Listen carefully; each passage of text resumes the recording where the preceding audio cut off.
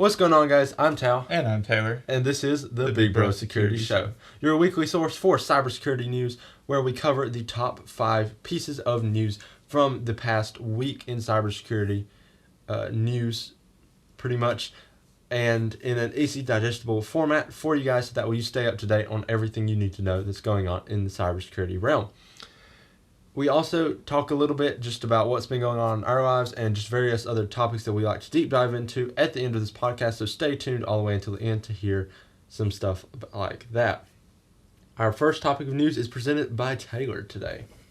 Okay, the first topic is pretty simple. It's just the fact that the first piece of malware was discovered in the wild that runs natively on Apple's M1 Mac chips, which I actually have the M1 MacBook Pro right here. So that's news for me that there's some malware that will run natively on there.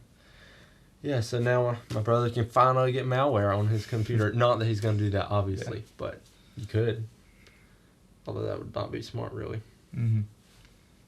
And other malware could theoretically still run on Rosetta, which translates from x86 applications, which is what Macs used to be on, to ARM. But now that it's native, it's a little bit easier to hide. The next piece of news is SolarWinds hackers stole some source code for Microsoft Azure Exchange and Intune. So if you don't know what the SolarWinds attack was, click the call out card up here or the link in the description of this podcast or YouTube video.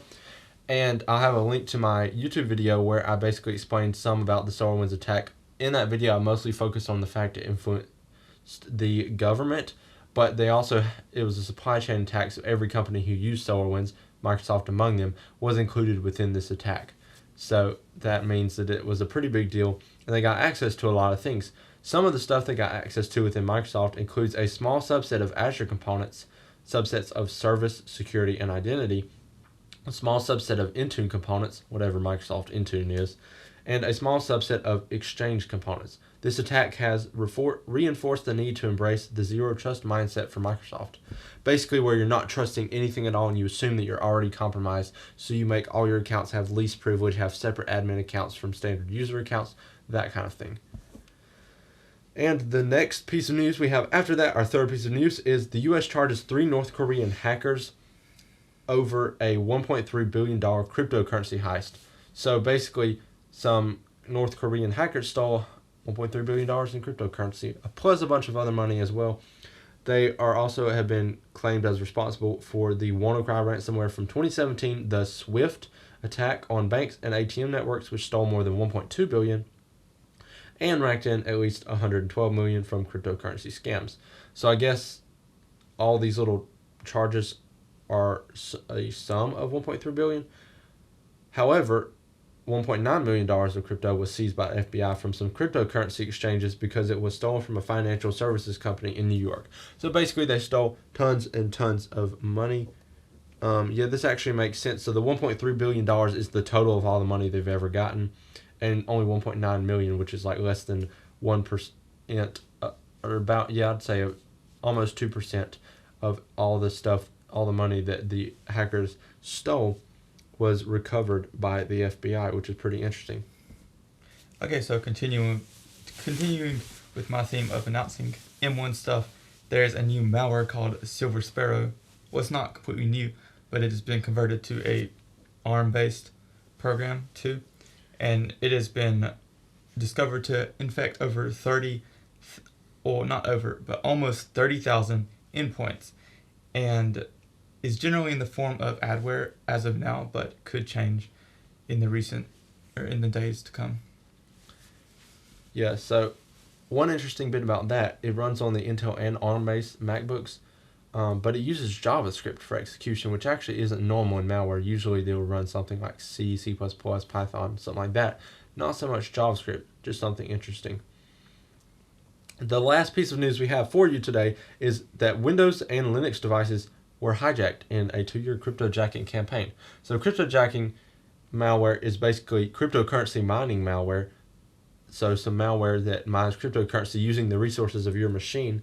And this specific variant was called Watchdog, which mines the coin Monero, which I think is XMR on the cryptocurrency exchanges. The attackers hijacked at least 476 Linux and Windows devices. So that's not a ton, but still pretty interesting. It does run on Go binaries, so the programming language Go. I think it's a Gopher is like the logo. So if you're looking into that, that's the language they use. Cryptojacking has become more profitable lately because the crypto has increased in price. Since Monero was like a couple years ago, it was like $100, and now it's like $500 a coin. And obviously Bitcoin's having this massive price run up to like 60,000 almost. Pretty crazy, but it's just becoming more profitable to mine cryptocurrency now, and harder. So there's going to be more cryptojacking botnets that are basically going to try and spread, so that way an attacker can leverage tons of people's resources at no cost to him, pretty much, unless he gets caught and sent to jail, to give himself cryptocurrency money. Something pretty interesting. And now that that is the conclusion of our news segment, I figured that we would go ahead and just talk a little bit about what's going on in our lives lately. If you want to do that. Okay. Well, starting off, my most recent accomplishment, I can put it that way, would be that I graduated college, I have a bachelor's degree in cybersecurity now from WGU, which is the same place that he went to. He got the same degree. And then next up, starting next week, starts the master's program at WGU for the same degree classification. Yay. And stuff. So I'll be busy as of next week for the next couple months. But hopefully I can still get him on the podcast, because it's only once a week thing, so he should still be able to do that. I don't have a job yet. I'm looking for one, so. Yeah, if you have a job that's remote work that he can just do, let us know. It'd be really nice.